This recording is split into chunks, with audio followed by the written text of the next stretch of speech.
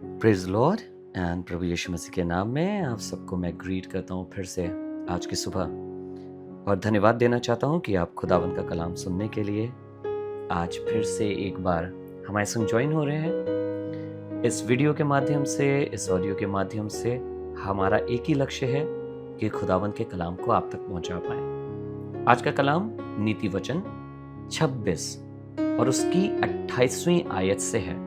Proverbs chapter 26 and verse 28। यहाँ पे कुछ इस तरीके से लिखा है, जिसने किसी को झूठी बातों से घायल किया हो,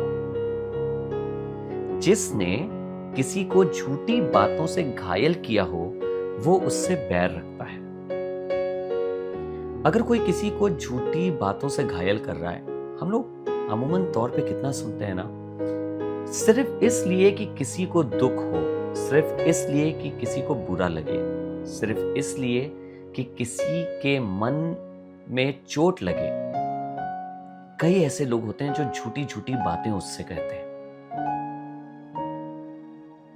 तुम किसी लायक नहीं हो, तुम खराब हो, या वो व्यक्ति, फलाना व्यक्ति तुम्हारे बारे में ऐसी बात कर रहा था, उसने करी नहीं है, उसने बोला नहीं है, पर आप या कोई भी जन जिसको आप देख रहे हैं जो ऐसा कर रहा है, जिसको हम देख रहे हैं जो हमसे या किसी और से ऐसी बात कर रहा है, वो केवल इसलिए कर रहा है क्योंकि वो जिस व्यक्ति से बोल रहा है उससे बैर रखता है और वो चाहता है कि वो व्यक्ति को चोट लगे, उसको बुरा लगे। उसे मालूम है कि उसके शब्द जब उसके कानों में पहुंचेंगे, सुनने वाले के उसके मनों तक पहुंचेंगे तो उसके मन को खेदित करेंगे, दुख देंगे।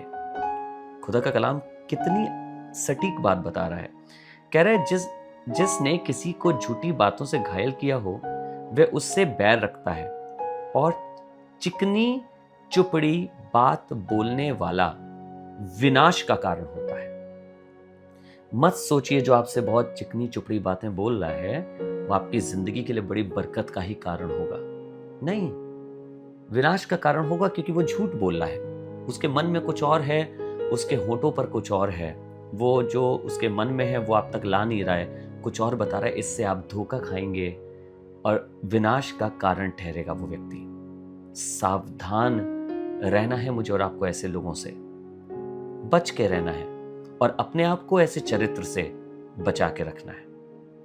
धन्यवाद करें उस खुदावंद का जो ऐसा कलाम मुझे और आपको दे के गया है, जो हमारी रोजाना की जिंदगी में कितना कार्यगत होता है। आइए दुआ करें। प्रभु जी, हम शुक्रगुजार हैं इस कलाम के लिए जो आपने हमें दिया। चाहते हैं प्रभु लोग आपके इस वचन को समझें, सुने, जाने और इससे बुद्धि प्राप्त करें। बुद्धि प्राप्त करके अपने जीवनों में देख सकें कौन ऐसा व्यक्ति है जो मुझसे इस तरीके की बातें करता है। बहुत से अच्छे व्यक्ति हमसे थोड़ी सी कड़वी बात करेंगे, पर वो इसलिए करते हैं प्रभु क्योंकि वो हमारा भला चाहते हैं। वो हमारे लिए चाहते हैं कि हमारा फ्यूचर अच्छा हो, हमारे लिए बरकत हो। पर बहुत से ऐसे लोग होते हैं जो सिर्फ चिकनी चुपड़ी बातें करते हैं और वो ये चाहते हैं कि हम विनाश में जाएं।